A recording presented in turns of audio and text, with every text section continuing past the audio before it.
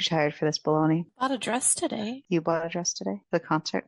I had the last day of school today. Mine was way more exciting of a day. I mean, it was an exciting day. It was just a lot of day. I'm just toasted, and I'm mad at myself for not like bulleting out a synopsis today because I'm so toasted. Yeah. That it's probably gonna be like, there was a book. Oh, and there was other books. Yay. And there were team. people and other people. And things They were happened. in And then the more books. things happened. Yay, synopsis. And there was hockey. There's that too. Oh boy. There was dicks. All the dicks. Yeah. Synopsis done. Just kidding. Forgot my clacker today. But yeah. But the good news is like, this is a special, baby. So like, we're a little bit more wild sometimes on the specials, except for apparently you're dead today. I just spent 3 hours at a mall. When we do, instead of a morning, like before everything recording, this is what happens. Stuff to do. I know this week was crazy. This one wasn't my fault. I'm not saying it's a faulty thing. I'm just saying this is what happens when we do a recording at the end of our day instead of at the beginning of our day. I mean, this is still this is midday for me. Yeah. Well, yeah. It's not for me. It's not late by any means. We had an early release today. Your brain works better in the morning. Yeah. My brain is taking a few minutes to catch up. My brain doesn't work in the morning, so usually it's me waiting for my brain to catch up. So good. You can carry us today. Yeah, that's not going to happen, but nice try. Because it's me. Hi. I'm the problem. It's me. For damn sure it is. Oh, I got a candle today. Oh. Yeah, it's weird that's what I'm excited about. But apparently I'm sure I made it known here too, so shocking. But I was just the slightest bit, just the tiniest, teensiest bit excited about the Little Mermaid movie. Just the smidgenest. Apparently it was known about that fact. So somebody found me like a special Little Mermaid movie candle. I'm not surprised. Yeah. You see the surprise on my face? It's, It's fantastic. So, Ariel, since it's a special. Everybody's special. So why did we pick this book this week? Because it's been on our TBR for like a gajillion, billion, jillion years. And how many TikTok videos have pushed it to you? Like 60 bajillion, jillion. And Crystal won't shut up about needing a hockey romance. And we both love a good sports romance. Don't get me wrong. Love a good sports romance. But for real, this book has been on both our lists forever. It seems like everybody and their mother and their brother is reading this damn book right now. And I was having a little bit of FOMO. Yeah, a little bit. And I was like, you know what? I know Crystal wants to read this real bad. And this is probably the only time I'm going to get her to like be happy about reading a reverse harem book. So, because every other time you're like, really, Ariel, another reverse harem book? I put reverse harem books on our list that are in I know, but you always give me shit every time. Because it's your favorite thing. I don't give you shit. I just make a joke about it. So I'm like, we need us some hockey romance and we need us some awesomeness because we have been waiting ever so patiently, not patiently, but forced patiently for to send us her new book to ARC Review. That's going to be a special next time. And we didn't mention anything. Nothing happened. We might be reading it for that one. We might. Who knows? Yeah. We might, but we might not be saying it. We might not be saying it. Whatever. So we needed something for in between, and Spencer hasn't read his book yet. So we decided that we could pick a book, and that brought to you. Pucking around. So I don't either. So it's funny too because like I think I had this one and Pucked Up mixed, and so you keep mixing them up, yeah. And they're very different books, and I hated the Pucked Up books. I know a lot of people who love them. I DNF'd the first book. But this one, yeah, Pucking Around has been on, like, it's been pushed to me on my own Kindle because I read a lot of sports romance. So it's been pushed to me that way. It's been pushed to me on Facebook. It's been pushed to me on TikTok. It's been everywhere. Yeah. So we decided to read it. And you know what? I'm glad I did. This is great. Yeah. Because the other thing is we were concerned that maybe all the hype, like that's the thing with some of these Sometimes that happens. Sometimes it happens where the book is so hyped up on social media and then it's garbage. All Colleen Hoover. But that's we don't talk about that here.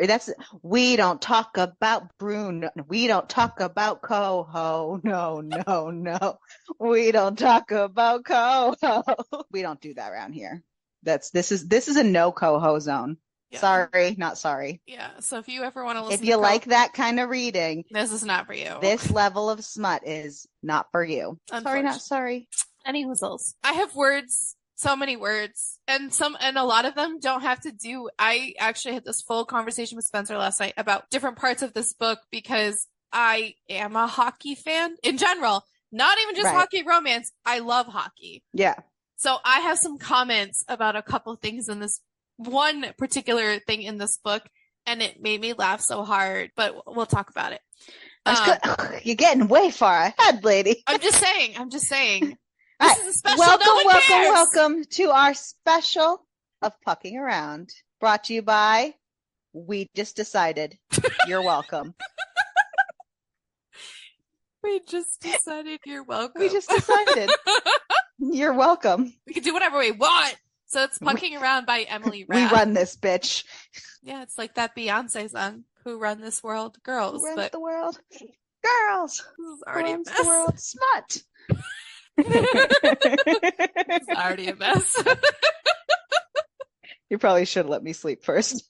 No. It's a good thing no one watches these live. The ones that she makes me do after I work a full day are usually the most unhinged. And then you get the ones where, yeah, so those ones you're unhinged. The ones where I have to wake up early, I am unhinged. So like we're an unhinged. It all balances itself out. We are an unhinged pair of ladies, and it's great. I thought you were going to say pair of underwear for a second. I was confused. Okay, at least you didn't think I was going to say a pair of titties, but... Oh, can we be an unhinged pair of titties? I think we are an unhinged hair. I'm clearly the bigger one. You already have bigger tits than me anyway. That's what I'm saying. One's always bigger. Okay, bringing us back. We read Pucking Around. Now, Pucking Around is the main novel. Pucking Around also has a prequel novella called That One Night, and it has a bonus epilogue novella called Pucking Ever After, Part 1, because Pucking Around is part of a series about the Jacksonville Rays, their hockey team. So eventually, I think that's just going to be the part 1, part whatever. All those little bonus epilogue novellas will be about the different books. So we did, or I shouldn't say we, because I don't know what you did. I read all 3 books. And if Ariel paid attention to my Goodreads, she would know I also read all 3 books. Oh, thank goodness. Okay. I don't have time to pay attention to your Goodreads because this week has been fucking bananas. Yeah, no. This shit is bananas. But BANANS. Go team. Kids are done. Summer school doesn't start for another week and a half, 2 weeks. So moving on. Moving on for the 7th time now. It's okay. Attempt at moving on. Pucking Around follows Rachel and Jake. 3 what? Oh, I was gonna just say the names, but okay. Yes, and 3 other hockey players. Oh, it's Jake, Caden, and I can't pronounce the other dude. Ilmari? You mean Caleb? Caleb. I don't know why I said Caden. Sorry. Is there another book with that was trash and a half. Caleb. Pucking Around follows Rachel, who is the team doctor, physical therapist or assistant physical therapist, and a physician. And she is also a doctor. She is a doctor, but that's what her job is for the team.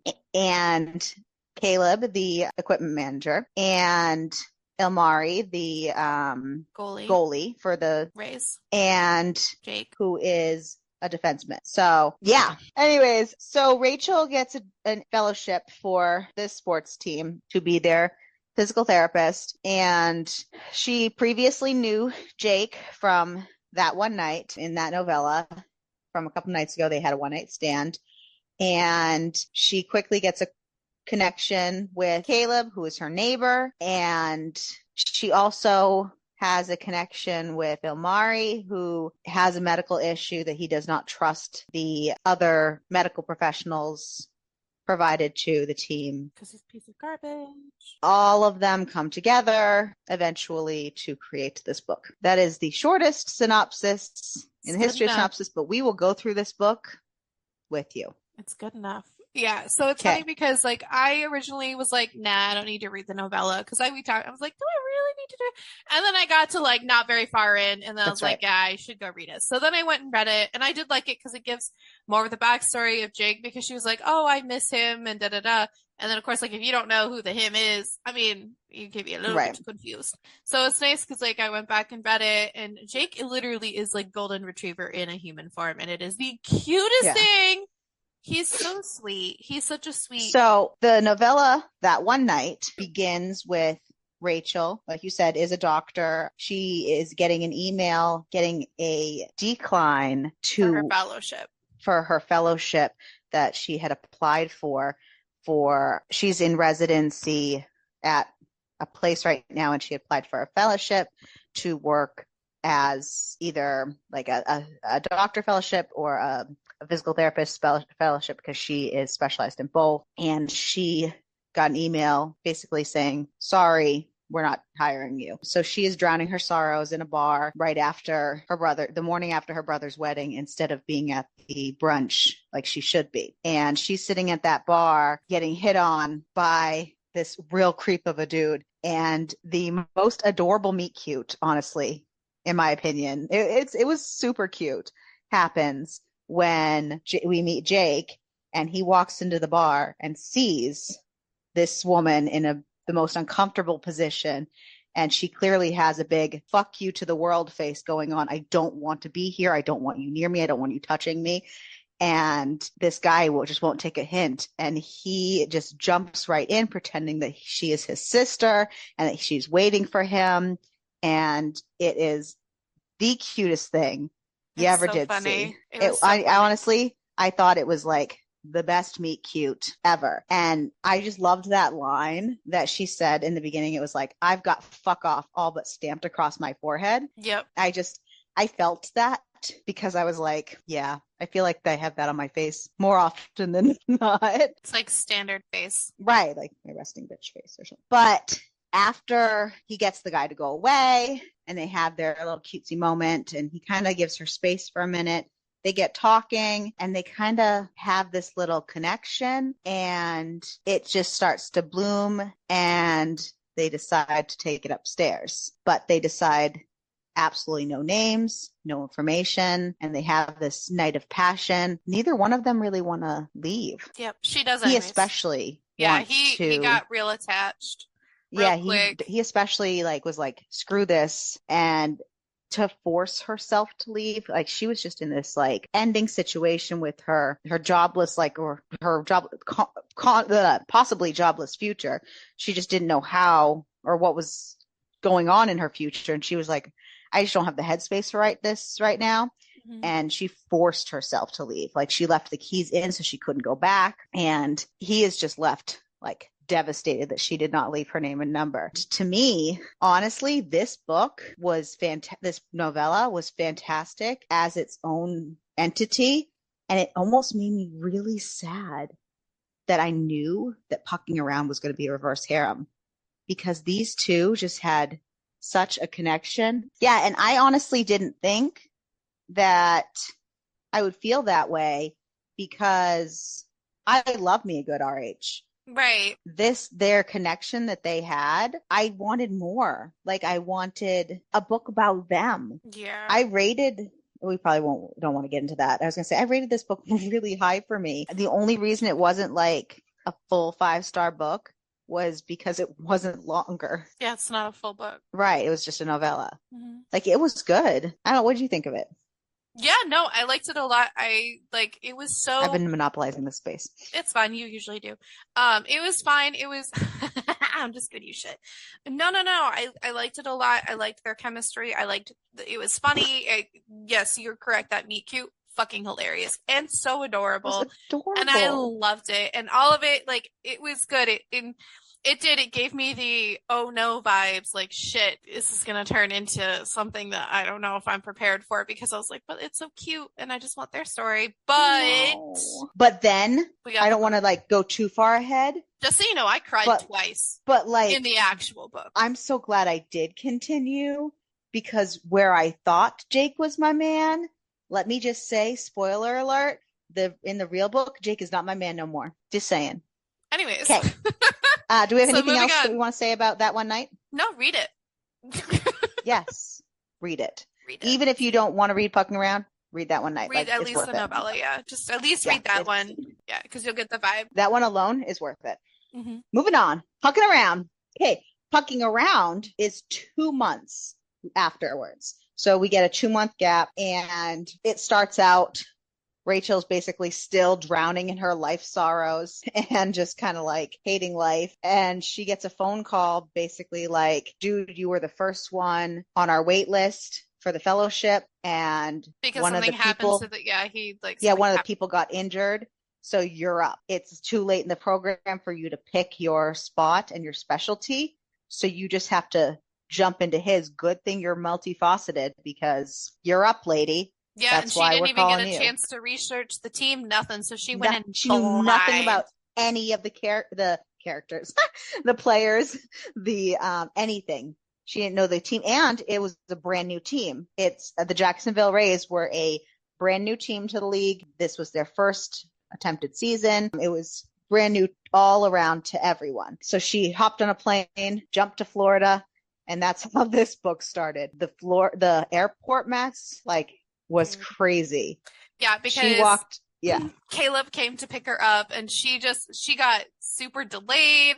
She got all this stuff. She had an issue with her bags. And then the one bag she did have was just a mishmash of things. And then literally I laughed so fucking hard because Caleb comes in because Caleb's the equipment manager and he was picking her up and he's texting her like, I'm out here waiting for you. I can't wait much longer. They're gonna like tow me if I keep waiting. And then she goes to put the Because bag he in. didn't know her from a hole in the wall. No, He's so just then like, who's this bitch that's making me wait? Like, because she didn't know he was even picking her up, and she's dealing with all the baggage stuff, waiting over like hours in the airport, and he's just yeah, circling and circling. and then so then she gets her bag out to the car, and then did it tear open? Something happened to the bag, and it tore Yep. open, and there's a fucking tentacle vibrator in this. Purple. And it's purple, and he picks it up, and originally, and it was just so And he's just fucking stunned. And it was so funny, and I'm like, so good. He's just great. standing there stunned because he can't understand. So he's just I holding think the tentacle vibrator while she's yeah. trying to pick up everything else around her until she realizes that he's not helping anymore and looks up at him holding that. It's just I laughed so hard. And then she was saying how it was just a gag gift. And then later on, she's like, it wasn't, and I used it. And it was so funny. But it was like when she was frustrated because of, she got locked out of, when they got to her apartment, she decides to go sit on her balcony and she fucking locks herself out on so the they get to the apartment and she finds out that he's actually her neighbor because the team basically rents out the building. Yeah. So they the get a really good discount. The employees have apartments there. So since he's an employee, he lives there too. And he's literally her neighbor. And like you said, she was just trying to relax for a minute and she goes out on the balcony and apparently nobody told her, but you have to put something in the door to not let it because it's an automatic latch. And then it automatically locks. Yeah. And she got locked out basically naked. She was in underwear and like a tank top or something. A crop top. A crop top. And she had to call him for help because he was literally the only person she knew instead of, well, it was that or call like the police. Yeah. And it was just funny. Yeah. I loved that. Their whole intro was so funny. And I was like, this is so cute. Theirs was cute too. I really did like how everybody kind of met and had their little cute meet moments and all their little bits. Because then she goes to work and in walks Jake. And he didn't recognize her at first. And well, because he was on his phone and he was fucking around.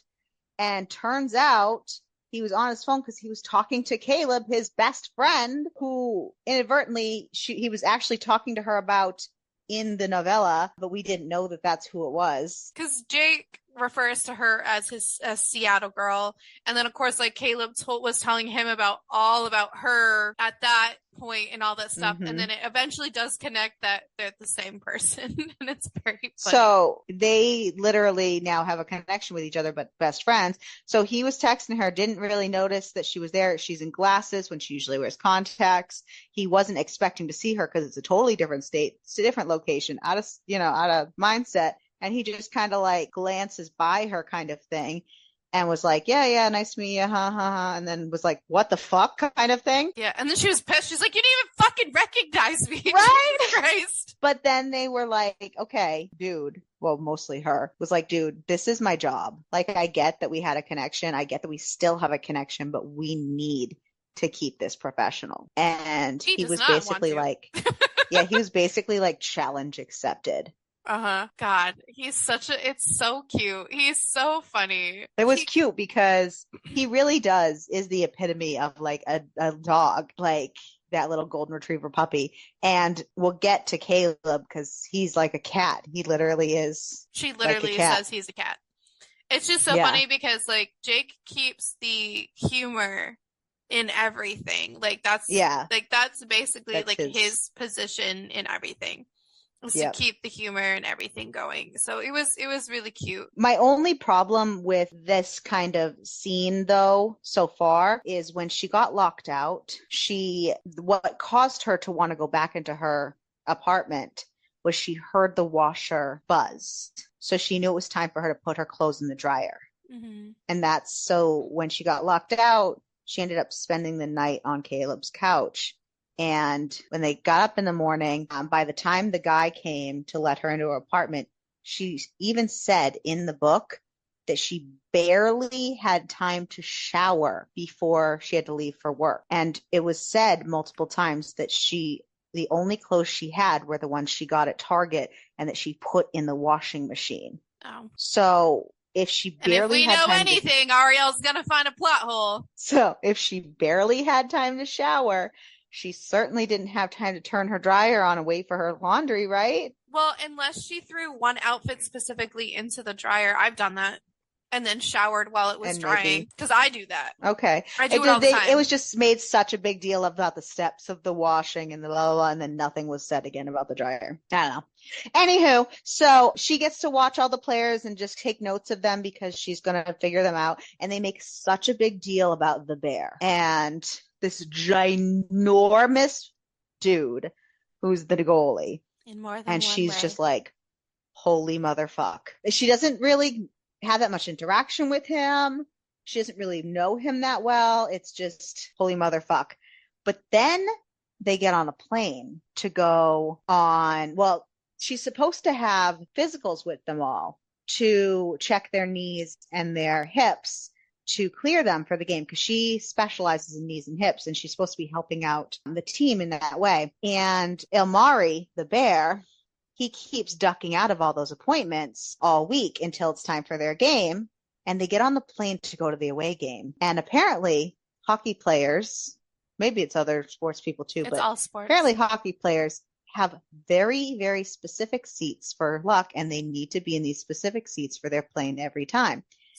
But apparently she sat in Ilmari's seat. And it is a very big thing in all sports, but even fan bases too. So Spencer has specific jerseys he wears during specific games because of the exact thing. But it is any sports, they always are going to have a routine. They're always, especially before games, if it works for them. Superstition, it's always going to happen every sports. But yeah, hockey, obviously, because we're reading about hockey, but yeah, all sports across, like that's their huge thing, is it's always a superstition thing, and you don't fuck with that because sometimes if you do, guess what, bad things happen, and then in your brain you're like, shit, I shouldn't have changed Yeah, so it's big. so she's in his seat and he comes up like, and he barely speaks to any of his teammates. And because mostly because he's really shy and he doesn't know how to get the words out, not because he's a jerk. Oh my gosh, Elmari has my like whole soul. I love this man. Your giant So Finnish man. yes, he's just so like his just whole inner self was just anyways, so he is basically like, move. She's like, no. and right, she's like, fuck you. And he's like, no, you need to move. And she's like, what the fuck is going on? And everyone's like, dude, the goalie says you need to move. You need to move. Because that's a Like, huge you don't so like and they mess with the goalie. and so other thing about that too is it is a thing because if you again, because I watch a lot of hockey, you do not touch the goalie. I have seen all out brawls if the other team has just touched the goalie and people will come up and boom. So she basically was like, dude, you've been ghosting me all week. You haven't respected my time, and now you need me to move? Like, what the actual fuck? And she like slides over one seat, and he's like a big dude. So he's like, no, I want the whole row. Like, yeah. And she's like, what the fuck? And the stewardess like, dude, I need you both to sit down. We're leaving now. And so they're both pissy and have to sit together. But then he plays a shutout game. So then he won't let her not sit with her. So, because he doesn't want to ruin her luck and he doesn't know how to communicate. And then everyone's like, they're like, well, you're the lucky charm. You're stuck with him now. Yeah. And he doesn't know how to like use his words, like, and just like say all that and how he feels. Like his actual words and communication is top notch when he actually applies them. My favorite is like way later on, and they're like, dude, the 2 times you spoke more than 2 sentences, someone should write that shit down and publish it because it's so beautiful. Right. Yeah. But like, dude, if you just like say what's in your head once in a while, other people around you might understand. But to be fair, he's also Finnish and he speaks Finnish. And he says, and he does it a lot, but yes. He even says he speaks perfect English, but. Well, yeah, but I'm just saying, like. Yeah. But so now she's stuck with him. She's his good luck charm. And now they're miserable on the thing. So that was kind of her first like introduction with him, which honestly, I thought was kind of fun too. It wasn't it was fun. As like meet cutie, but like I liked it.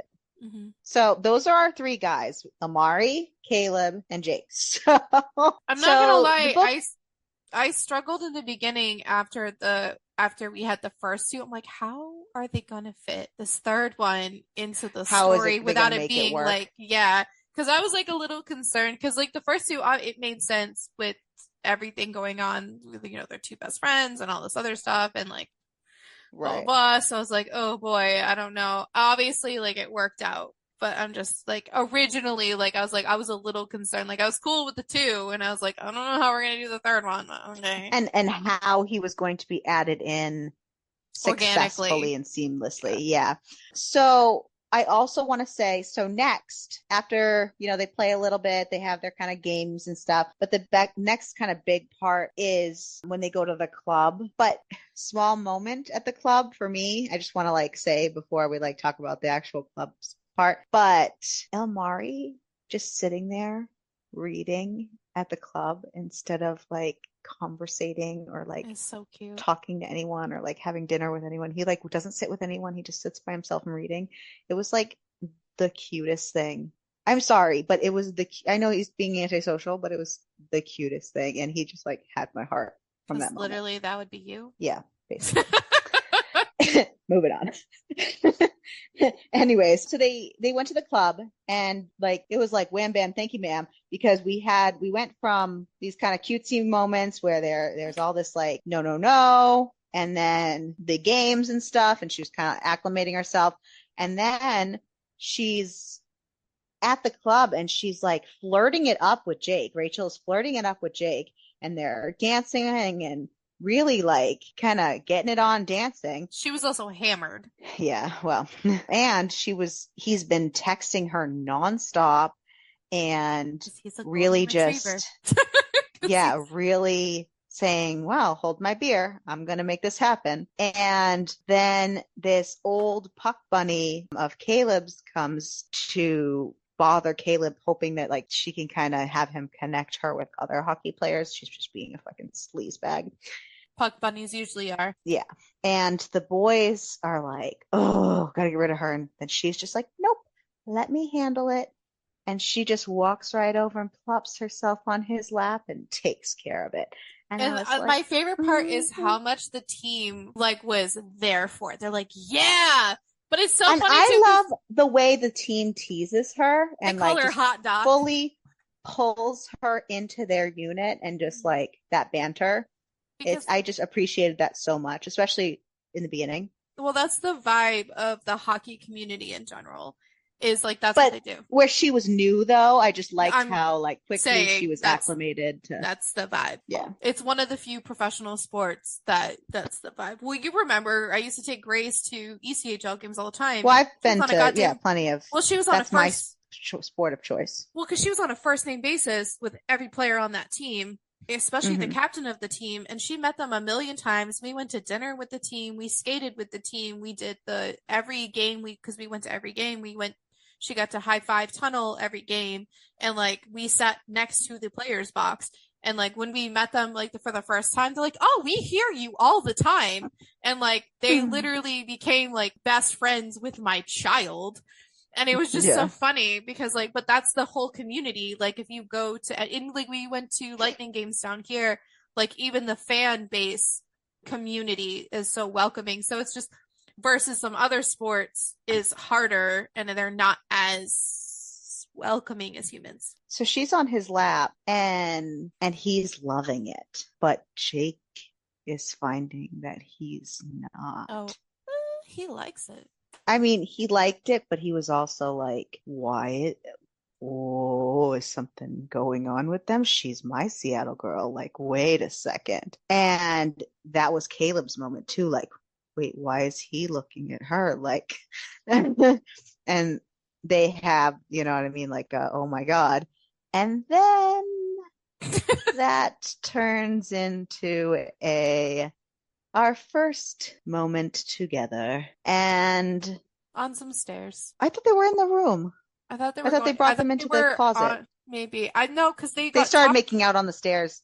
And then they had to leave the stairs because, right. Yeah, that's where I was going with that. That made me feel crazy. In the club, they basically have a threesome. They do have a threesome. I'm like, they basically have they do have one. And like, it's so funny because I think this is the first time that we learn about Caleb and all his jewelry. Yes, his jewelry. And I'm pretty sure I took a picture of the page and sent it to you because it was so stinking hilarious. It was exposing his gorgeous dick. The piercings are perfectly aligned, and all of a sudden Jake sees it. He's like, "What? What? Like, basically, like, what the fuck? What the fuck did you do? How did, like, why?" And he just like. His brain short-circuited. Caleb's like, do you want me to get into that now or do you want to fuck her? Like, He goes, well, both. I mean, does it help? Yeah. Oh, man. It's like, help what? His balance? God, it was funny. Jake's like, with sex? Like, does it help with sex? And he's like, he's all worried that he was going to be like bested by the pierced. Every single time that Caleb's penis came out, Jake had like a conniption. And then later of jealousy. Oh yeah. But it was so funny. Yeah. So they tag team her in the closet. Fantastic. Okay, all round. Great. All coolness. And, then they go get something to eat and all of a sudden she's moving in. Yeah. I was like, where out of left field did that fucking come from? Because they want her all the time and they feel like if she's not moved in with somebody, then it's going to look suspicious going in and out. I get it. I got all their reasons, but it still just seemed out of left field from their mouth. I was like, not really. Like, you just fucked this girl in the closet for the first time and now you're like, move in? I mean, yeah, because Jake's been obsessed with her since Seattle, and then I know. Caleb feels like the insta But it was attraction. Caleb that said move in. Well, because he wants Jake. I don't know what to tell you.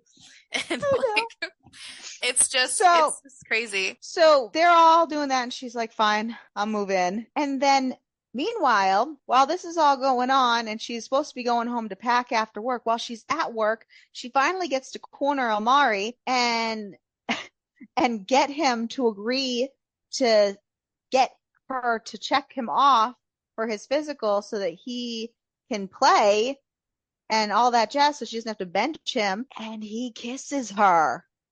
I know. I was like, oh my God. And I don't know why, but for me, it felt like such a long time between the boys and the kiss. And it really wasn't, but it just felt that way. It did. It felt like there was more in between.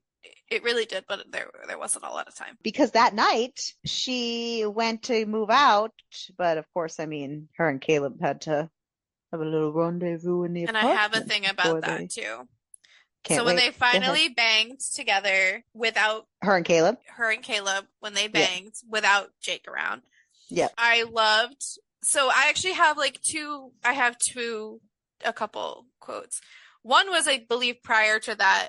And I don't remember when they were discussing it. I don't remember the context. All I know is it says, you put the cart way before the horse, and then you fucked the cart without condoms. Apparently, which, dude, you're a fucking psycho. No rubber, no ride, remember?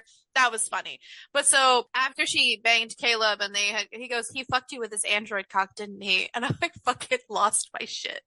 And I was Well, that's once they move in. But I'm just saying, like, I thought it was really fucking funny. Yeah. He fucked you with his android cock. When she slept with Caleb, she called him daddy, and I didn't like that. Yeah, I didn't like that either.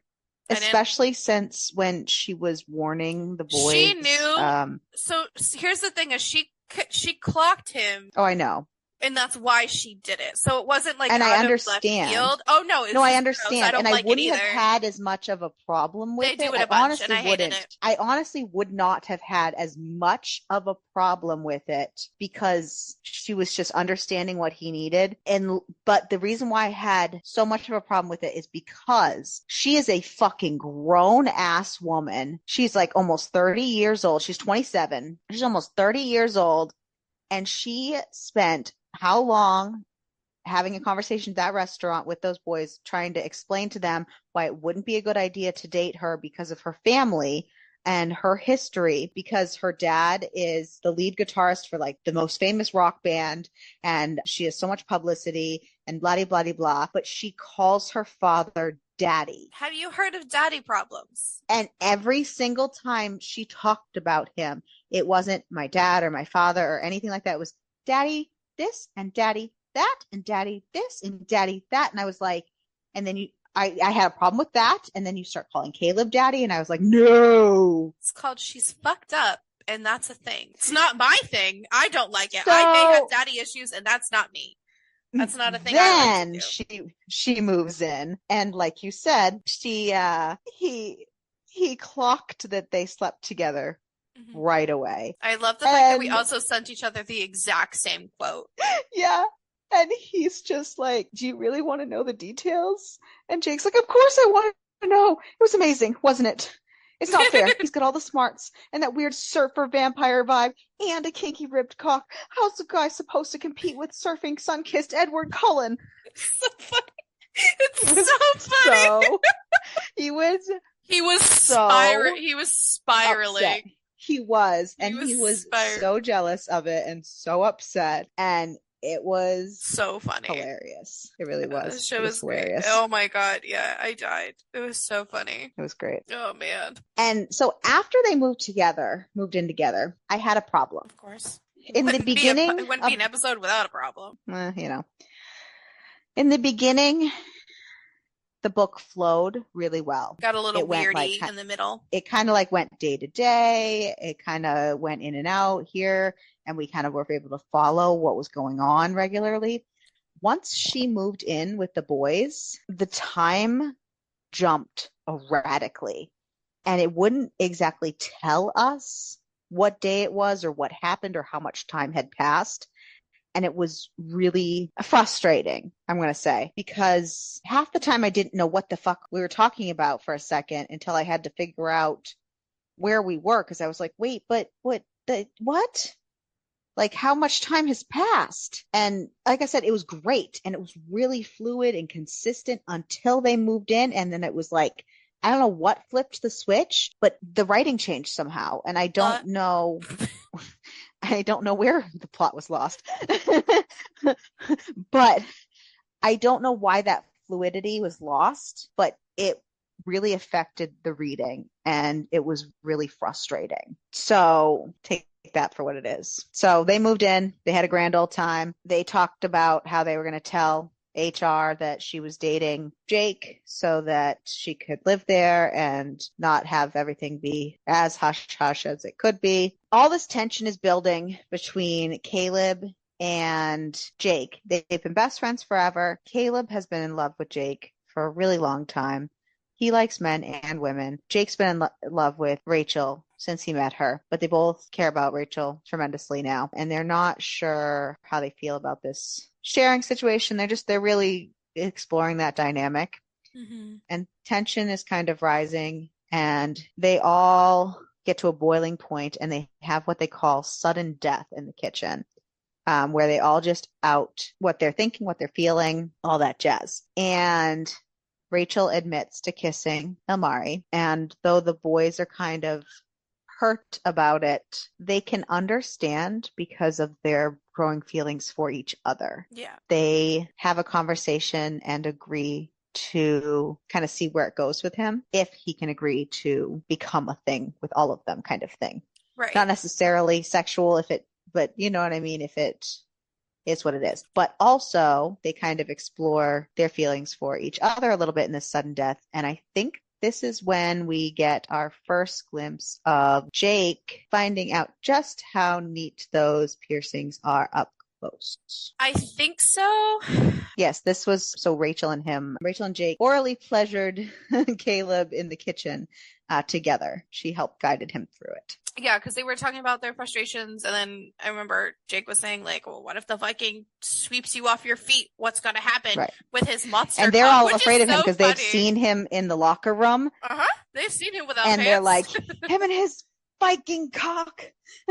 Yeah, because like the whole sudden death thing was so full of emotion because like she's saying like you might find somebody else, and he's like, no, you're it for me, Jake. Poor Jake, like he is so in his emotions, and you know, like making sure that like sharing her with Caleb doesn't hurt him, and he goes, no, it doesn't, like he's my best friend and this so like, and then like trying to push Caleb because Caleb's just like this stone man who doesn't share anything. He brings the humor obviously, but he also brings the darkness because he's the darkness.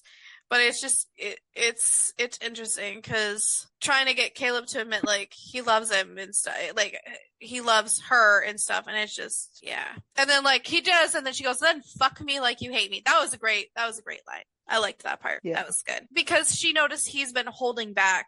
She can tell. Like, and then he goes, you don't know what you're saying. She's like, no, seriously, fuck me like you hate me. And then she calls him daddy, and then I wanted to vomit. So after they sudden death and kind of have all those feelings out, she gets, because when she cornered Amari and he kissed her, she found out that he had been holding in that injury, and she agreed to help him kind of off the books and be his only person. So behind the scenes, she had arranged for him to go to, is it Cincinnati? Mm-hmm. Yeah, Cincinnati. Okay. To go get scanned so that they can find out how bad or what really is going on, if it's really a groin pull or if it's like a tear or what is really the problem, and like officially. So after the sudden death is when she leaves to go do that with him. So they go on the plane, and I don't know why I thought this plane ride was so freaking hilarious. It was. Because was it when he was trying to like pay off the dude sitting next to him? So it's not the team plane. So they flew like commercial, and she put Elmari in first class because he's a big dude, and she just flew economy because it's just a short flight, and she had to get them last minute tickets, and it was just easier. And he was super upset because she wasn't sitting next to him. And he was like throwing a little mini temper tantrum with no words, but everyone was supposed to know how he felt. And he was so upset with the guy next to him, and he was like kept trying to pay him off and get him to move. And the guy was like, no, like, what the fuck is wrong with you? So he like stomped back to economy, and the guy who was sitting next to her recognized him. Was it a guy or was it I thought it was a kid, but maybe it wasn't. Yeah, a young kid. Okay, I was like, I thought it was a young kid, not a guy. I think he was like a late teenager, like a 19-year-old kind of kid or something like that. But I don't know how he's described or something. He was like a late teen boy or something. He's described as a kid. Anywho, he recognized him, and he was like, I'll switch seats with you, kind of thing. And he's like, yeah, for you, sure, of course. And so he had to sit in that tiny little seat for the rest of the flight. And then they get off the plane, and the guy who was sitting next to him in first class realizes who he was after the fact. Tries to ask him for his autograph. And he's like, no, you won't even do it for my kid? No. Like, I don't know why I liked that part. That was so great. I love that. Funny. We do need to discuss something that we skipped over in the previous thing, the sudden death. Sudden death? Oh, okay. Some bitch named Ariel didn't warn me that there was going to be cum mixing and then spit into other people's mouths. It wasn't anyone pissing on anyone. We have discussed the cum spitting before. Dude, are you going to need a list now? Do you need a list? I'm going to need a list of crystal triggers that I'm going to need to give you warnings about. We've literally talked about the cum spitting before because it's happened. But here's the thing. It's a little hard to sit here and remember all of your triggers. Are you done being a cunt bag for 3 seconds? Yes, continue. Okay, you can shut up for 2 minutes. It not only happened once, but it happened twice.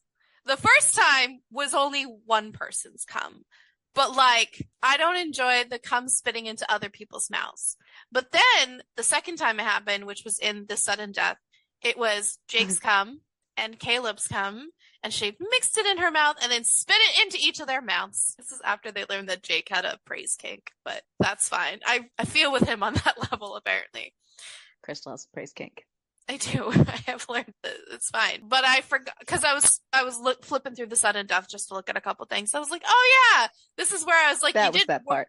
I'm like, you didn't warn me about the cum spitting. So if anyone doesn't like cum being spit into other people's mouth, I've said this now 6 times. That's in there.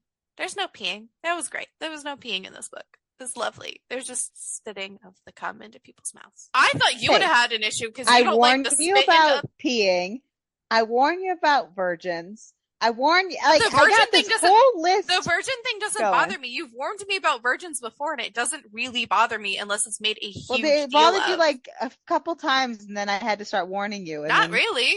None of the books we've read has it bothered me. Oh yeah, recently I know, but it was something different, and you were like, you didn't warn me about that, and so then I wanted to warn you every time. I don't know what it was for. It was one time that I didn't say anything, and you're like, I don't think so, because I have never complained about the virgin thing. I won't read them in my own books because sometimes if it seems like the virgin thing is going to be this huge fucking deal, yeah, and made out to be this huge, then I don't read it. Like that, and secret babies, I don't do.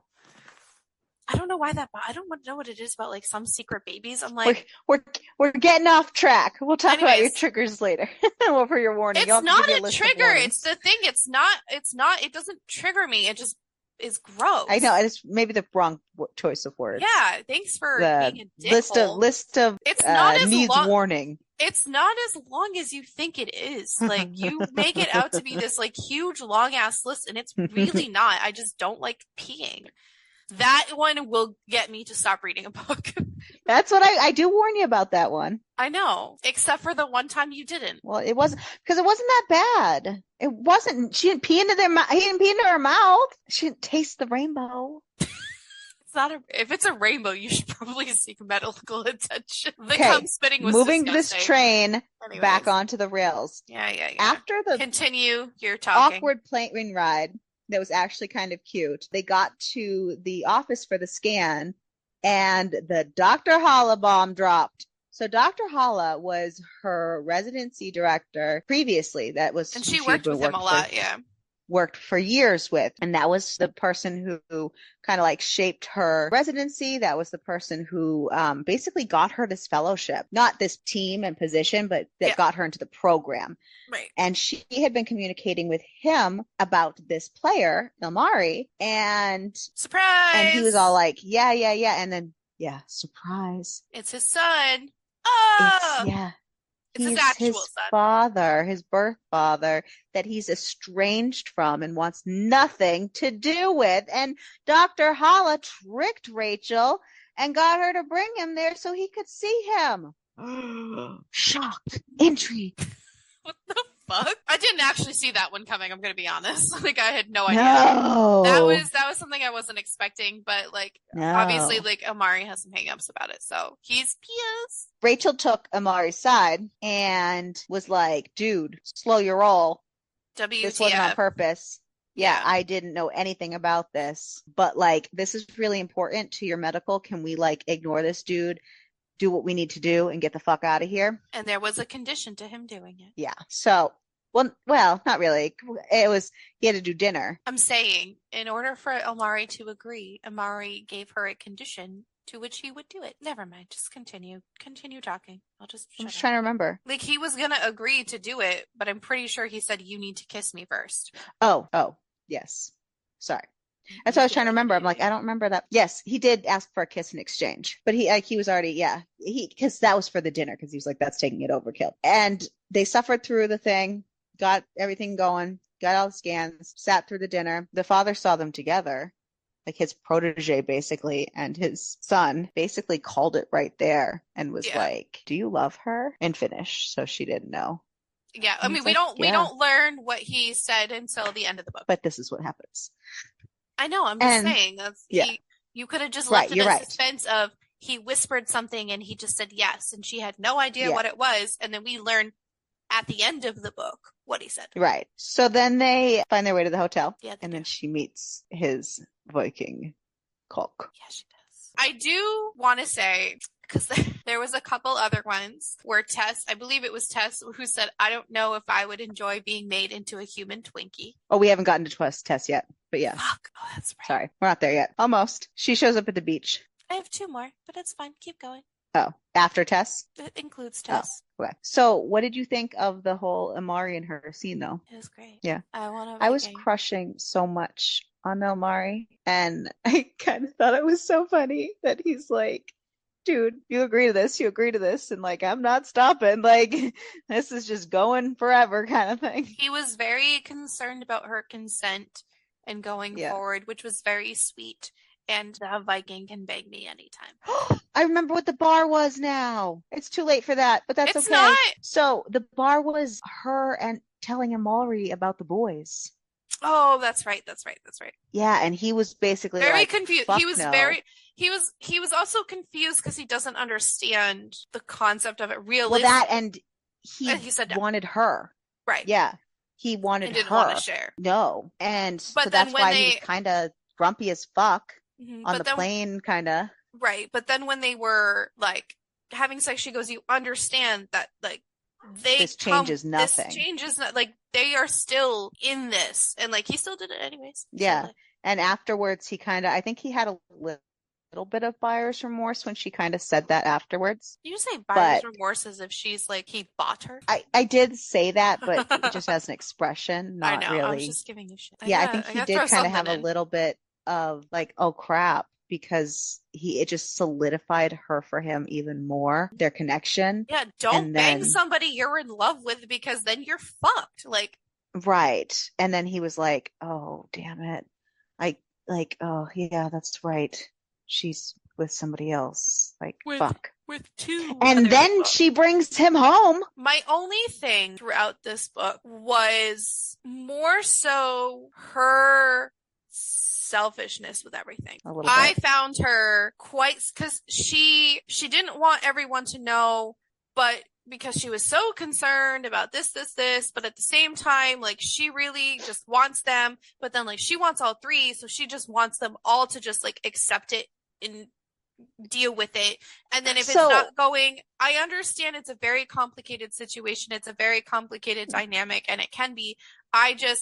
She was not my favorite person in this, but she had a lot of selfish tendencies, yeah, which is what it is, but like, and she didn't kind of take into account the feelings of the other boys. She did eventually was like, okay, I agree with you. I think she was very intuitive to them, so she understood how they felt. yes But I and agree with you. I no, felt yeah. she had a lot of selfish tendencies, but she also knew what she wanted, and she wasn't afraid to just be like, no, this is my life. This is what I But want. she wasn't afraid to be, no, this is my life and what I want, but it wasn't taking into account what they The other wanted. people in the situation. Yeah, Yeah. she was just being a very, very, very selfish little Because when bitch. you're in a relationship, it's not just only about you. But I mean, Right, you should be standing for you. But right, yeah, no, I agree with you. Honestly, she was not my favorite of the quartet by far. But right. Yep. so yeah, so she brought Elmari home, which honestly, that was kind of a bogus move, honestly.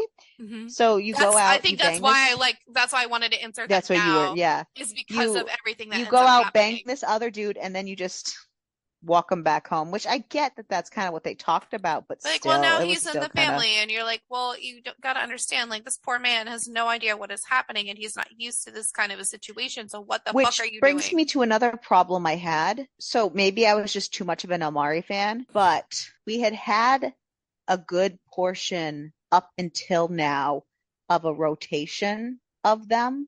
I mean, it wasn't equal by far. It was a mostly Rachel book, but of the point of view rotations. Mm-hmm. And then on all these crucial parts where Ilmari's voice would have been needed so much, we didn't get him for so much time. Like we got him during the Dr. Hollabomb, and then I don't think we got him again until like way, way, way later in the book. Yeah, it wasn't as, I feel like, Until like the jerseys. Like it was like that far. yeah, so I feel So we like, didn't get him through his moving, like her coming home, all how he felt about that. That was all these were bombs. okay.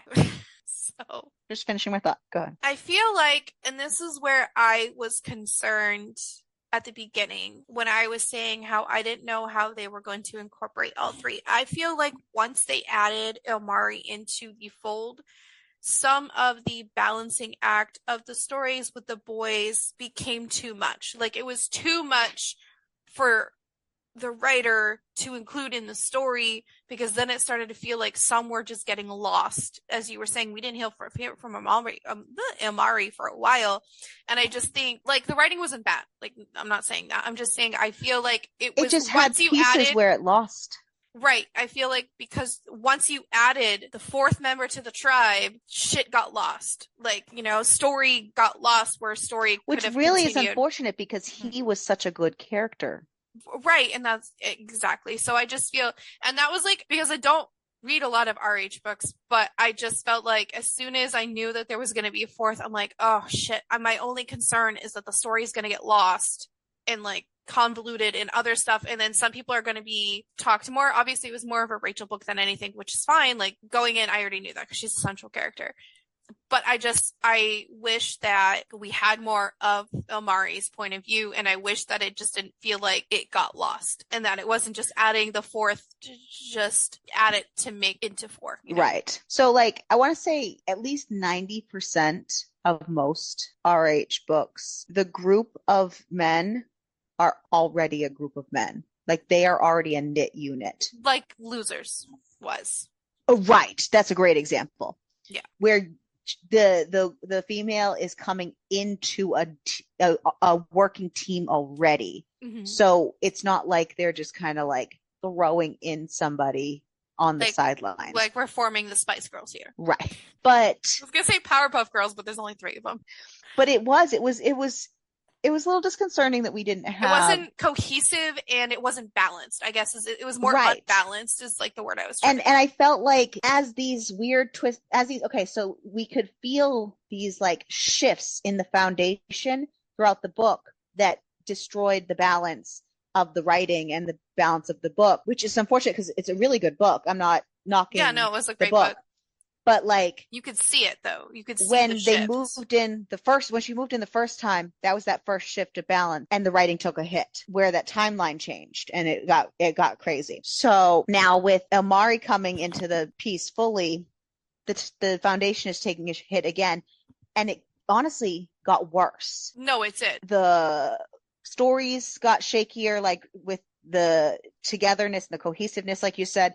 And not only that, but honestly, the timing, I didn't even know how it was possible, but the timing got even worse. Yeah. So before we get to that, because it matches with it, and I want to get to that, but I just want to just say one thing about the Amari coming home, because they pushed him and pushed him and pushed all his buttons to make sure he was ready, which he was not ready, and that's not fair. And we did not have his headspace, I think Caleb even called it out too at some point. He goes, he's clearly not comfortable. But Caleb was masterminding it anyways, but it just made me so frustrated because we didn't have his headspace. But then Caleb whips out his dick, and Elmari's like, what the fuck? And he's all like, you can touch it if you want. And Elmari's over here like, because he was curious because he saw. Oh, absolutely. I mean, who wouldn't want to touch that? And check it out. You know, I mean, it's like somebody whipping off their, I mean, you probably have this happen all the time. It's like somebody whipping off their shirt with their pierced, tatas. And, whether you really want to touch boobs or not, you're all like, oh, can I play with that? Okay. Like, in what context is this happening to me all the time? I don't know. I feel like you probably, I see pictures of you all the time where you're clearly not wearing a bra. So it's like obvious. I don't wear a bra, but I'm saying how many people are whipping out their tits for me to look at their pierced nipples? I meant you whipping out yours. Oh, no, I don't do it that often. Listen, every time that I meant people wanting to touch yours. So here's the thing. Just because they're pierced. I didn't tell Spencer they were pierced until, He couldn't tell? I wore a bra a lot. Oh. And same thing, like a lot of dudes that I slept with after I got them done, I didn't tell them because I forgot. And then it was like a surprise. Now it's happy birthday to everybody because I'm in Florida and it's hot as shit and I just don't wear a bra. All right, I was gonna say, I think I saw a picture of you the other day. But I was thinking, I'm like, how many boobs have I like that? Everyone's gonna be like, no one touches. Nobody asks to touch them when I'm in public. So maybe I'm just the problem. Okay. Because the way you worded it, I'm like, who are whipping out their boobs for me to see them? Why are we just okay, whatever. All right, we're going to move on from me being an idiot. The only time that I have ever allowed somebody to touch my boobs in public was when I was dating the Felon. And we went to the Breezeway, which is the gay bar in Manchester. And we went there for Halloween. And I was wearing like a low-cut shirt and my boobs were like up there. And this girl just comes up to me and she goes, I just want to tell you, your boobs are really nice. And I was like, thank you. They're real. You can touch them if you want. And she goes, okay. And then, I got, so anyways, sorry. Okay. I have massive ones. So like, no, they're like when the size of your head or my bigger. Head. Yeah. So when I was younger, and I would actually go near people, that was like just a common thing. Like, dude, can I touch it? Yeah. Sorry. Okay. Whatever.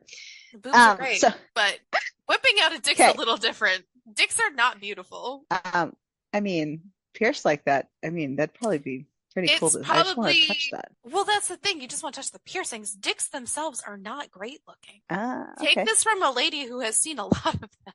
They're not all great looking. I mean, I've seen quite enough. I have maybe seen one or two that are like really nice looking, but in general, boobs are more attractive than a dick. Okay. I think everybody has their own, Dicks are not pretty. I don't have a problem with them. Anyway. Oh no, they do the job. They're great. They're just not pretty to look at. Anyways, Elmari wanted to touch the piercings. I mean, duh. Jake got jealous once again of the freaking RoboCock. Well, he got jealous, but I just don't think he understood why the jealousy, because later on he figured out why all this jealousy is raging. Oh, absolutely. Body. But again, Elmari's talking about how he doesn't want anything to do with the men. Like he's just there for Rachel. And we don't have his point of view. We don't have anything in his head. And I want to preface this a lot because it's going to matter when I talk about something later and I bring that up. So just keep that in mind. We can move on, but whatever. So then they get all the boys angry with the jersey situation, and which honestly was hilarious. I So also have words about this whole scene, but it has nothing to do with the jerseys or anything. It just has to do with. Okay. As I say, it's before Tess still. But dude, we're serious. Really? Because my shit with Tess is at like 46%. How far? Oh, maybe she was on the phone or something? Yeah, it was on the phone. Oh, sorry. It was because she was talking about because Tess had met Langley. Yeah, that's the beach. Yeah. Because I have it. That's it's literally next. 46% of the way through. I didn't realize that the jersey situation was that far back. So Tess had met Langley, which is like the tiny baby of the whole group. And it was just so funny because she goes, Tess, this is not they get the next book. I'm excited. Tess, this is not the Humane Society. Stop looking at that puppy right now. He is not up for adoption. It was so fucking funny.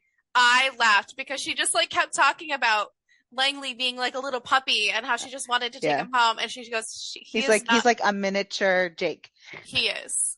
Anyway, so the jersey situation, that was interesting. Like Rachel wore Elmari's jersey for his game because it was his big game. Mm-hmm. He was being scouted for the Olympics. And I did skip around because I just wrote the important. I don't care. Parts. But she wore his jersey because he was being scouted for the Olympics. And Caleb wore Jake's jersey. And Jake obviously got so mad and jealous, but also super excited that Caleb was wearing his jersey. But he came over to the glass and like started pounding on it and screaming at them. So of course, Caleb being Caleb, he's gonna stir the pot, the little shit. And he's hugging her to him and like kissed her on the cheek and was just like smiling in a way. And then they get Elmari's attention so that he can see. And so he gets all fired up about it, excited and all that jazz. And they play a fantastic freaking game. And then at the end of the game, they switch jerseys. Yeah. Which pisses them both off even more. It was so funny. Jake's mad because Caleb's wearing Elmari's jersey, and then Elmari's mad because Caleb's wearing his jersey.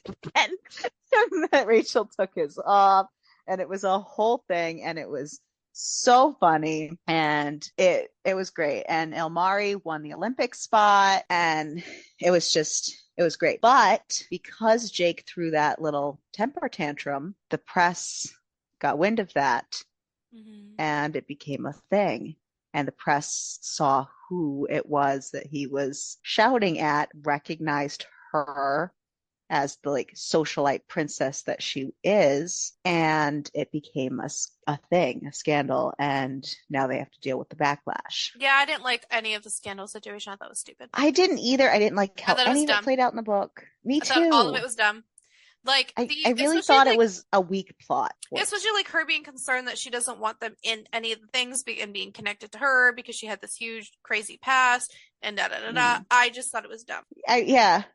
I mean, they're up there enough. I really thought it was just a weak plot point. It was a weak plot point. And then of course like pictures and stuff got leaked and blah blah blah. Yeah. Of like, especially with Caleb and her together, they had gotten the pictures of like him like kissing her on the cheek and stuff out there. Yeah, it was a weak plot point. It was stupid. But I did like their twins coming. I did like that little part. To that game. Yeah, so because Rachel's that was at the end of the book, towards the end. Wasn't we're getting there. Okay. Yeah, we're getting there. I'm just saying, don't skip that far ahead. Well, that's what happens after the press. Okay, then I miss them because we also had the game with the Toronto. I haven't talked about Toronto yet. No, that happens after the twins come. But I thought the twins didn't come till the end with the other jerseys. Did I miss the twins? That's something different. That's a different, yeah. Okay. So they each have, Harrison shows up because he sees her on the news, and her father's PR is dealing with it all. And Jake has a meltdown and calls Amy and basically is like, you need to come here. So I just liked the twin moments in that little bit after how they both deal with that press situation. I liked that. Oh, okay. I was like, the twins aren't there yet, though. Harrison was, but yeah. Yes. So, and I liked that Harrison was a little douchebag and was like, I do too. I'm her husband. It was so Who are funny. you people? Yeah. Because then she broke it to Harrison about everything, which was Right. really, I loved that. Yeah, she let him know about everything. Which was cool. So, yes, then the Toronto game happened. Now, the Toronto game is a big deal because Caleb is the equipment manager. And Caleb is the equipment manager because he and Jake used to play for the same hockey team. They started out together. They were like rookies together. They started out together. And Caleb's first big game. First big NHL game. 7 minutes in, this giant mammoth of a man just unnecessarily totally took him the fuck out and shattered his knee. Completely eviscerated it to the point of no return and took his career over in 7 fucking minutes. Yep. And it has left both Caleb and Jake shattered this whole time. And that guy plays for Toronto. So every single time they have to play against Toronto, it's difficult. So I have some words. They changed the first name of this hockey player, but the last, not in the book. The book, the name is the same. What I'm saying is, in real hockey, there is a player named Brad Marchand. In the book, it's Brett Marchand. Brad plays for the Bruins. Brad Marchand is a known asshole and a known shitty person on the ice. To read this in the book, novella, the douchebag that couldn't take no for an answer. His name was Brad. So there you go. Reading this, and I'm like, oh my God. I had to tell Spencer, I'm like, baby, they obviously changed the first name because they can't just like bash Brad Marchand in this book. He is not known to be a very nice person, literally at all. He is a dickhole. He is chippy.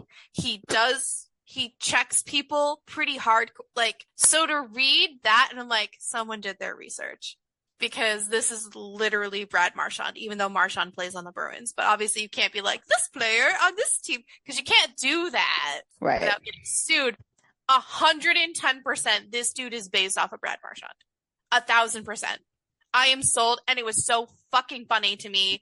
You're having your I had a moment because I was like, wow, it's so funny that someone actually wrote how shitty Brad Marchand is, but called him Brett. He is and then gave the shitty guy in the beginning name Brad. Yeah. But anyway. Well, so that's how Jake walked into this game. He was fucking vibrating with fucking anger from reminding of what he did to his best friend. And nervous about how this game was going because he didn't want anything else to happen to any of his other teammates. And so he was like all over this guy the whole game, trying to keep him away from his teammates. And then he got doing it not so nicely because he was just angry in general. Was angry and aggressive. So then the team was fighting back against him. And so he was cornered. And then that fucking asshole, fucking Brad Dickadoo, whatever the fuck his name is, it's not Brad. It's Brett. And he fucking went after Elmari. Yep. And you don't, first of all, again, and like I said at the beginning, touch the goalie. Don't ever touch the goalie. No So team. then there's a fucking brawl on the ice. And then Jake got expelled from the game. Out of the game. So then everyone's heated and everything's going on and everyone's trying to calm everyone down. And everything's up in the air and everyone's almost getting caught because there's so much passion and tension and everything. And then it's pretty obvious what's going on and they are all busted. Jake and Caleb got caught. And Elmari and Rachel got caught. It was a whole big everything busted. So Rachel got suspended from the team because she has it on record with HR that she's with Jake, but not Elmari. And she's been actively treating him and she's been treating him off the books. Yeah. So she got suspended. They wanted to fire her, but they suspended her. They wanted to fire her, but they suspended her. And they were waiting for the GM to give the final decision. Right. So which is important at the end. The boys were not having that. So they developed Operation Price. And the best part about this is they decided that they wanted to like they had the conversation between all three of them that they wanted to just tell everybody, well, she was suspended and they were like, we're going to take this into our own hands and we're going to tell everybody that we're all in a relationship. We're going to use this as a positive PR spin to help this. It's and of course, like, she's just being a little bitch, but that's besides the point. Oh, I know. So they used it as Operation Price. They started a positive PR platform while she was off at her parents' house with no phone because Ilmari tricked her and gave her a freaking dud. I love that. They're like, Ilmari could just be a spy. Great. As if I couldn't love that man more. I know. And so he gave me a little bit of like a bad boy, like a mafia vibe going on there. And I was like, Ilmari. You feed me on all sides, man. Also, side note, I just want to say this. So Ilmari is Finnish and he swears and has little lines in Finnish all throughout the book. And thankfully, because Kindle translator fucking sucks asshole. They're at the beginning of the book. The author, thankfully, put a full list of the what it like actually means versus what it might translate out to into plain translation at the beginning of the book. So I like screenshotted that at the beginning and I was like going back and forth the whole time. And it was great. It was fantastic. Kudos to having that list there. And I also really liked that there was a list of the jobs and the players spelled out at the beginning too. That was really nice. So you could know their positions for that interruption. Back to your scheduled programming. Ilmari is fantastic and gave her a dud phone. So she was off in freaking La La Land, did not know any of this was going on while they're doing all this positive PR for the group of them, Team Price, Go Operation Price. And you want to tell what happened? With the meeting with the GM? Oh, sure. Yeah, go ahead. So this is actually the first part that made me cry. I'm going to be honest. So basically the GM pulls her, the boys tricked her into a lunch. They didn't tell her what the actual lunch was for. They just all three were like, we're going to go to lunch together. We'll meet you there. Oh, we're running late. And she goes in and it just so happens that it's actually lunch with the GM. And she didn't know that. And then she starts panicking because he's the reason that if she's going to keep her job or not. He goes, Dr. Price, glad you found the place. And then so they start, and so like her heart literally just fucking drops because she's like, shit, this can't be good. And he goes, you're the only one. Everyone started this. The long and short is that he's like, my house is on fire and you're the only one who can make this stop. What ended up happening is half of the players threatened to quit. The other half asked to be traded, and they were making demands of this man in order for them unless she came back. Yeah. So basically, he was like asking her, like, do you like working for us? So they usually don't transfer like the thing into a full-time position, but they wanted to put it into a full-time position. And basically, like there were letters from every single player on the team, every Ray, every guy on the farm team, the support staff, the equipment managers, the coffee cart lady, because, and it turns out that she is paying for the coffee cart lady's son's trombone lessons. The janitorial staff even like wrote in. So everyone was sitting there putting in their support for her. And they are saying if she does not get brought back onto the team, they're either going to trade or they're going to quit. And then they were also, expressing that their concern was with Dr. Avery, which is the other doctor who has been a dick to her the entire book with like little snips here and there, that they were not comfortable expressing to him that, they're in pain, or if he'd be like, well, you should just retire. Cause that's what he told Amari, is that he's like, well, you should just retire. So basically like Dr. Avery was just like basically making these players suffer in silence. Whereas she like really talked to the players and cared about them and cared like about their health and making sure that she like advocated for them and everything. So it just like, all of this came down to every single person in this entire community, like really coming together for her. And it made me cry. Like I like sitting there, like with tears in my eyes. I'm like, everybody wrote letters and they were so nice and they really just wanted her on there. And it was just so cute. And like, that whole situation happened and it was so So cute. And then like he's like, just finish out the suspension, and then you can, you come back, finish out the fellowship, and then, you know, they're parting ways with Dr. Avery anyways, so there's gonna be a spot to fill for that. So it was just, if there aren't any more issues while your fellowship goes on. Yeah. well, yeah. And then he called them, well, your three demons have been haunting the corner of the restaurant for the last 5 minutes. So I you can like go the see fact that them now. yeah, so it was so cute. Like I loved that part. And then like shit gets even better at the end, and then I cried again. They had to rush out of the restaurant because they had a game to get to. So so she's been at her parents' house this whole time, and they had flown out for a game, and then they were all going to go back together to LA, I think it was. Yeah, LA, Yeah. where her parents live. And it was just, that's where the game was. So that's why she was staying there until that game. And that's why they were able to meet there. So she hadn't seen them in many, many days. And then she met up with them at the restaurant afterwards, after her job was yay, saved. And then they went to the game. And they get to the game, and her mom is with her. She's also being forced to wear a specific jersey. Yeah. Her mom is with her, and Tess is with her, and there's seats saved with her at the game because she can't go to the game like she normally does because she doesn't have an inside pass anymore. And the boys set aside a jersey for her to wear, saying, "Oh, it's Jake's turn." Yeah, they rotate out whose jersey she wears at each game. Right. So it's Jake's turn. So she puts on the jersey, looks in the mirror, sees Jake's number on the front. Happy days.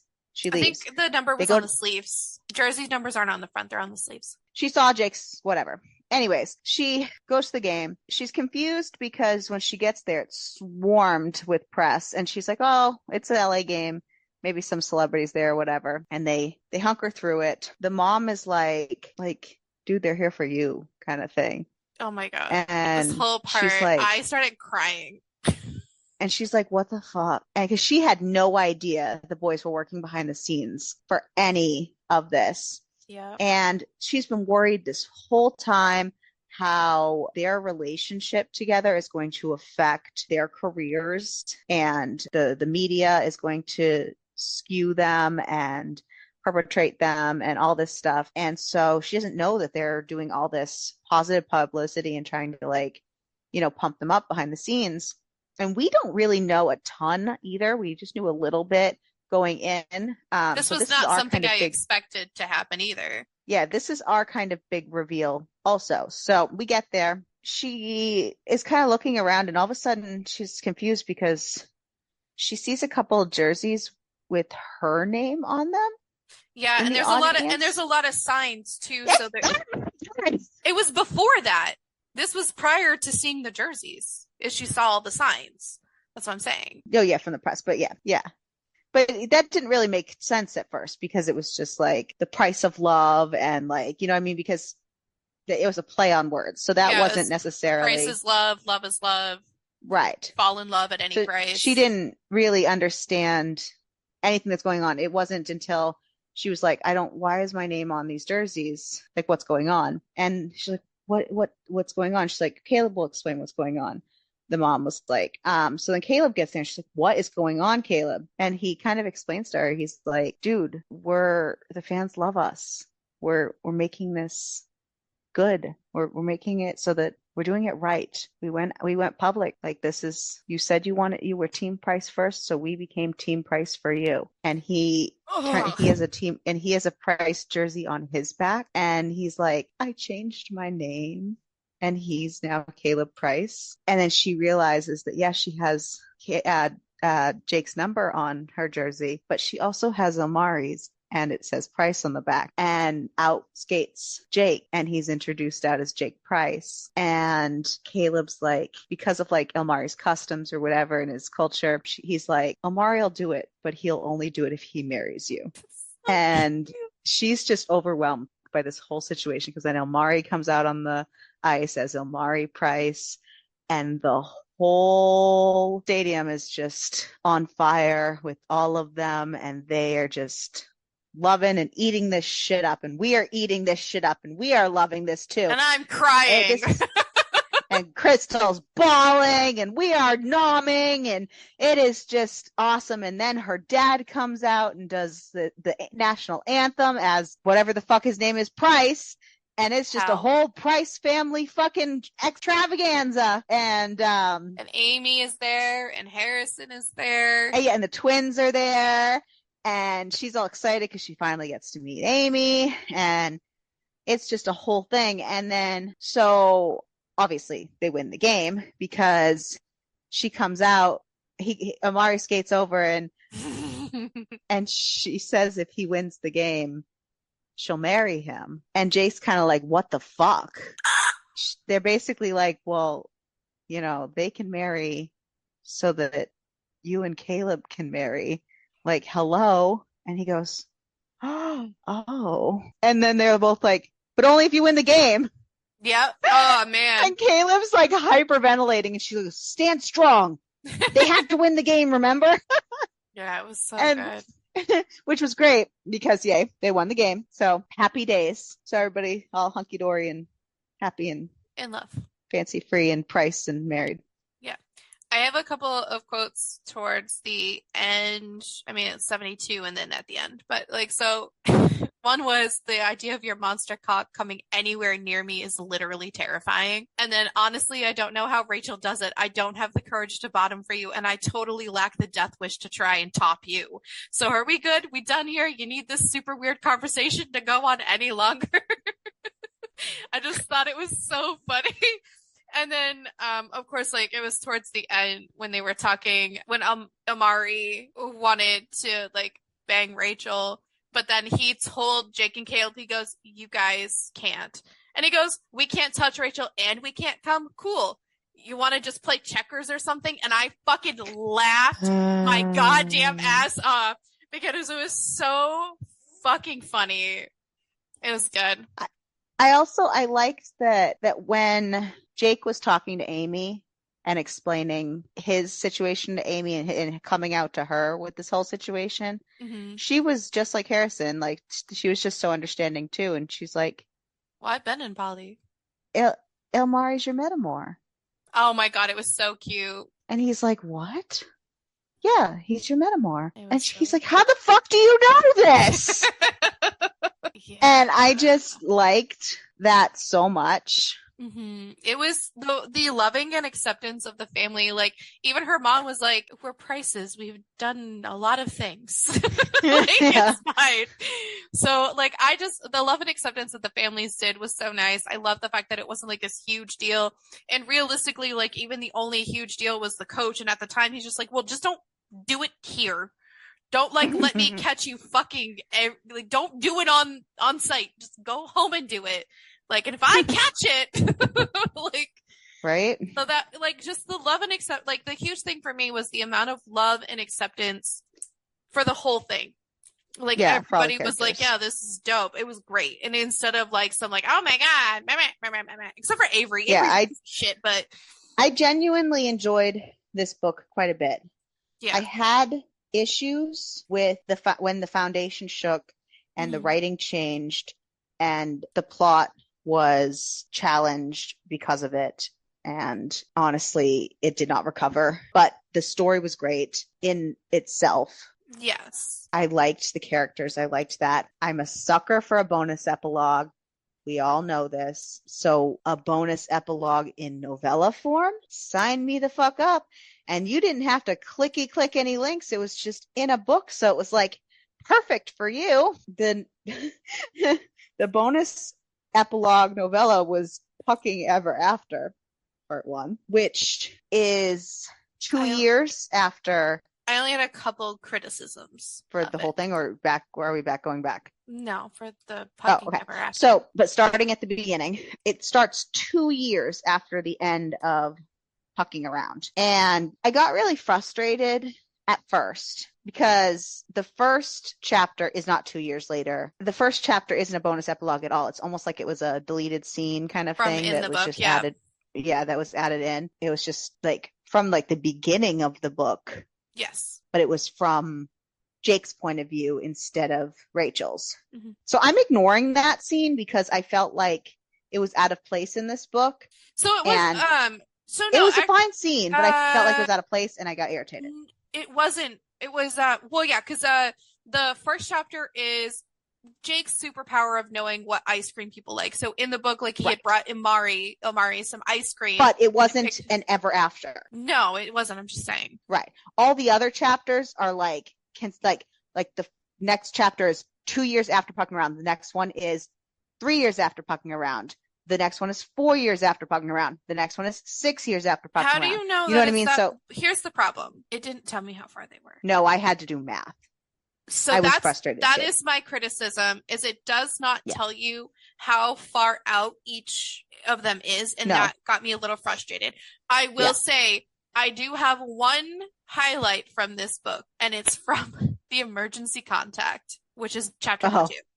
So, okay, yeah, and it was a bestie versus hubby situation. Go ahead. It was so fucking funny. First of all, every single person has Caleb as their emergency contact, which except Caleb, who has Imari. So fucking funny. Nobody has the doctor. No, and she goes, I'm a fucking doctor and none of you are gonna put me as an emergency contact. So the one highlight I have was Caleb Rose's eyes. So that's it for you then. The difference between me and Mars is that I get to fuck you and I have to claim your remains when you get steamrolled by a bus. Because they're just so funny.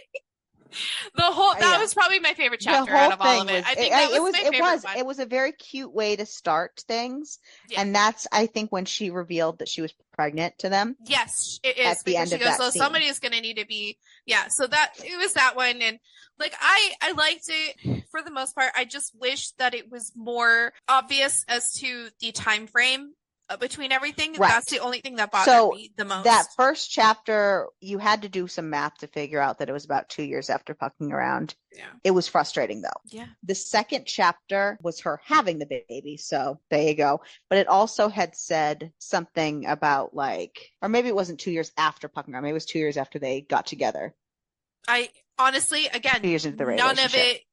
It was 2 years in the relationship. Okay. So then 3 years, because when they had their first son, when she was having the baby, they said it's been 3 years together or something like that. Yeah. So it was weird. The whole because there was another part where she's like, I've been pregnant for 2 years straight, which was after her second kid because she had the two kids. And but stuff. So, it was 9 months, and then she waited 2 months, and then 9 months again. So it was just the 18. This is 20 months, but it's roughly 2 years for her.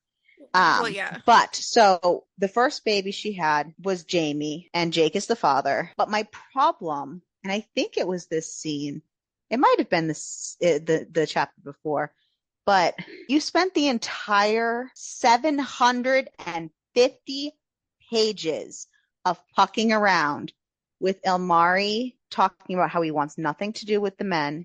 He's there for Rachel. He'll be best friends with them, sure, but he wants nothing to do with them sexually. I don't think it was this one. I don't think it was that chapter. I remember what you're talking about. It's either the first one after the ice cream or the second one after the ice cream. I don't remember which one it was. It was either the 2 years later or the 3 years later. That's why I'm talking about it in here. So we spent 750 pages of him talking about that. Everyone was cool with that. Everyone was clear in their boundaries and understood that. Who he was as a person, who he was as a character, but we did not get any of his point of views during any of that time. And that's what gets me frustrated, because I don't actually know where his headspace was. Because then all of a sudden in this book, he's fucking sucking dick. It was the first time he did it. And I'm assuming, obviously because we're not in his head, I'm assuming he's been in this relationship now with them for so long that maybe he's curious at this point. Because possibly, but again, we don't have any of his headspace. Yeah. I need some Ilmari headspace. I love this man. I need to know what's in his head. So that's what I have to say about that. It was weird. It was out of character for me based on our knowledge of him that was given. Yeah. If we had given any, it would have been fine if we had been given more. Okay, then the next chapter, fast forward to the second baby. We get nothing in between. Just wham, bam, thank you, ma'am. Tumas is born. Elmari's the father. Oh my God, the fact that he did his middle name. Ah! And yes. And then we get the last chapter where the boys are little things. And again, I had to do some math because the first one's 3 at this point. And though I always find it funny how authors describe small children in books, because some are so scarily accurate and some are not. And some just, if they're under 5, they just talk about them like they're babies the whole time. So it's kind of frustrating sometimes. But anywho, cute as pie, 2 little boys. And then, wouldn't you know, 6 years later, she's pregnant again. And she is crying because she didn't think that the boys wanted another one. But yeah, was it in so side note, sidetrack, whatever, was it the epilogue? Was it this book or was it the previous book where one of them, I don't remember if it was Caleb did it or Jake, one of them topped the other and it hasn't happened before. And I don't remember which one it was. But it was it was a huge thing. It was a huge deal. Yeah, it was the end of the other book. Oh, okay, that's what I thought. I thought I was like, aw, my boys are growing. I know. It was part of the whole Jake before she got Caleb, suspended. that's what it was. Yeah, it was part of the whole before she got suspended when they were getting caught. Nope, it was the other way around. I lied. Because Jake was so weird about it at first because he was trying not to admit all those things. And I think that was it was a huge moment. Anyways, doesn't matter. Well, that was so much. There was so much. But these were so much. Are you kidding me? This was cumulative 1,000 pages. Yeah, it was quite a lot. So who was your favorite? Elmari. Of course. Shocker. I'm not saying that anymore. Shocking. I'm torn. I really liked Omari, and I weirdly really loved Caleb. I did too. I think it's because Caleb knows how to talk to me. I think it's just I think I'm fucked up, and I was into the Caleb stuff. Minus. Yeah, I liked Caleb too. Spinning of the things, but Caleb was up my alley. Who was your least favorite character? Avery. Oh, mine was Rachel. I didn't He was like just her. A dick. Well, I didn't really understand. There was no history of him. There was no reasoning as to why. I didn't really understand a ton character. of his reasonings for being there other than to be a dick and to have a little bit of a scapegoat at the end of oh, well, yeah, she's better than him. Because I don't know, he just... There wasn't enough of a background. It was a weak character. Yeah, he was weak. I didn't like Rachel as a person. Didn't like her as a person. What would you rate? Do you want to rate them cumulatively or individually? Your call. I obviously rated them individually on Goodreads, but I did as well. Cumulative give you one if you'd rather that. No, I did a 4, 4, and a 3. In that order? Yes. I did 4.5, 4, and a 3.5. Yeah, the last one just my issue was the timing. Yeah, it was really super inconsistent. Takes you out of it. Really, I'm a sucker for an epilogue, and that's why it kind of got higher than it probably should have, and all the babies. But yeah, the timing, the consistency, it was just yeah, it was, and that is why Pucking Around was dropped to a 4 from me too. Was just that those writing issues. Yeah, it's crazy. What does Amazon give it? So Pucking Around is a 4.4 on Amazon. It is a 4.1 on Goodreads. Pucking Ever After is a 4.5 on Amazon and a 4.4 on Goodreads. Huh. Which is weird to me, but okay. Yeah. And then, one second. Apparently, I can see both the Amazon and the Goodreads on Amazon, so that's nice. I saw that on someone else's. It's on if I pull it up on my computer. Oh. So, and then That One Night has a 4.5 on Amazon and a 4.3 on Goodreads. So the lowest rated out of all of them is the actual book itself. I think that is wrong, and I think that the post-credit scenes are not as good. So that's fine. How about your cucumber rating, Ariel? It gave a lot. It gave some spit roasting. It gave some DVP. I would give this an 8. I would too. An 8, 8.5. It gave all of it. You want DVP? It's right there. DP in general, it's there. Yeah. You want a dick and a purple tentacle vibrator at once. That's right. You got that going for you. When both of the people had stuff in their ass that vibrates, that was fucking funny, by the way. That was great. You want it's literally there. All of it's there, and it is well done, and it's not done poorly, like trashy.